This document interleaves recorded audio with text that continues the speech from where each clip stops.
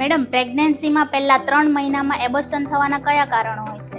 જો પ્રેગ્નન્સીના 3જા મહિનામાં એબોર્શન થવું ઘણા કપલ માટે ઇમોશનલી ખૂબ જ મુશ્કેલ હોઈ શકે છે, પણ દરેક વખતે માતાની જ કોઈ ભૂલ છે એવું જરૂરી નથી. સૌથી પહેલા સામાન્ય કારણ છે જીનેટિક પ્રોબ્લેમ. સ્ત્રી બીજ અને પુરુષ બીજના મિલન પછી જે બાળક બને છે તેમાં જો ક્રોમોઝોમલ કઈ ડિફેક્ટ હોય તો કુદરતી રીતે જ આવી પ્રેગ્નન્સી આગળ વધતી નથી અને એબોર્શન થઈ જાય છે.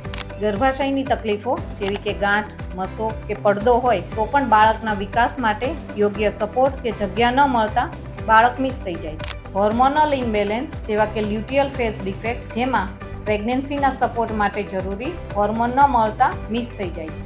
કેટલાક કેસમાં બાળક સુધી પૂરતા પ્રમાણમાં પોષણ કે ન્યુટ્રિશન ન મળતું હોય એવું પણ બની શકે છે. અને ઘણી વખત હસબન્ડ જો પાન, માવા, તમાકુ, ગુટકા કે આલ્કોહોલનું સેવન કરતા હોય તો પણ એબોર્શન થઈ શકે. હસબન્ડ અને વાઈફની કોઈ બીમારી, વધુ પડતો સ્ટ્રેસ કે અનહેલ્ધી લાઈફસ્ટાઈલ પણ મુખ્ય કારણ બની શકે છે. એટલે પોતાને બ્લેમ ન કરો. ટાઈમ પર ચેકઅપ, ફોલિક એસિડ અને હેલ્ધી લાઈફસ્ટાઈલ હેલ્ધી પ્રેગ્નન્સી માટે જરૂરી છે. Every pregnancy journey is different. તો જાણો, સમજો અને ડરશો નહીં.